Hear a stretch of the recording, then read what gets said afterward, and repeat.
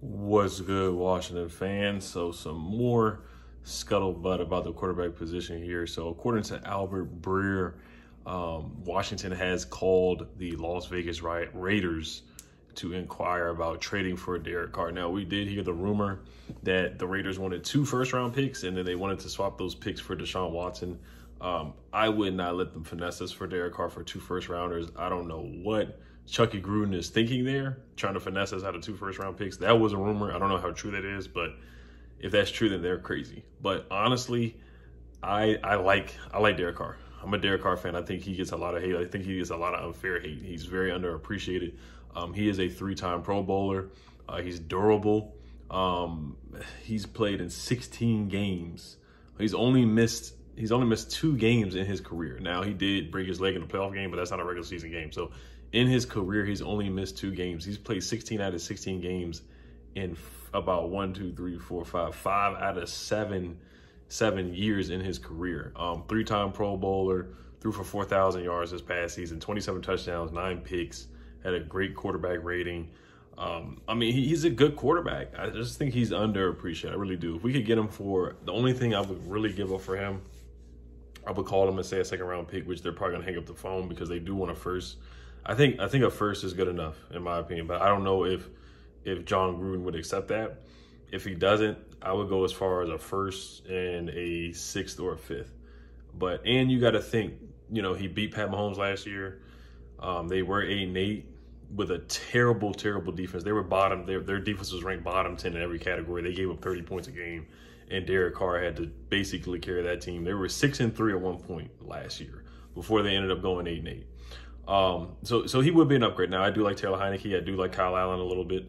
I do like both of those guys, but I don't know about as starters. But Taylor Heineke, I wouldn't be mad if he was the day 1 starter. I've said this many times before. I would not be upset at that. I think he's capable. I think he's good enough to be a starter. I don't know how many games we would win. I don't know. I'm not going to go out there and say we win 10 to 12 games with Taylor Heineke as our starter.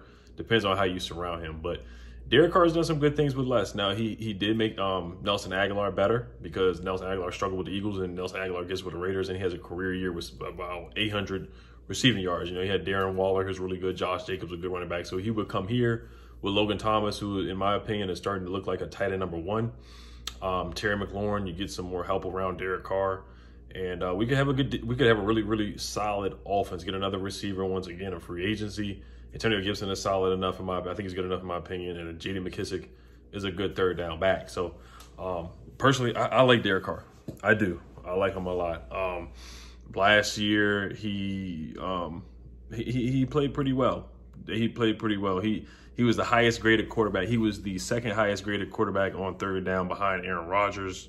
Also on deep passes, he threw 10 touchdowns on passes over 20 yards downfield for 1,128 yards, 10 touchdowns and 2 picks on those throws with a 118.9 quarterback rating, 3rd most yards in the league on downfield throws. Now, I know sometimes he does struggle under pressure, just like any other quarterback. Remember he was crying on the sideline at one point in Oakland, and then he had the game where he had a bad game and the Oakland Raiders fans were throwing trash at him, and he wanted to fight Stephen A. Smith and fight Max Kellerman and some other analysts and stuff like that. But I think he would be a good leader for this team. I mean, you know the history with Jack Del Rio. Like I said, the only thing I would give up for Derek Carr is probably a 1st, and as far as I would go, is a 1st and a 4th. I'd rather have him than Sam Darnold.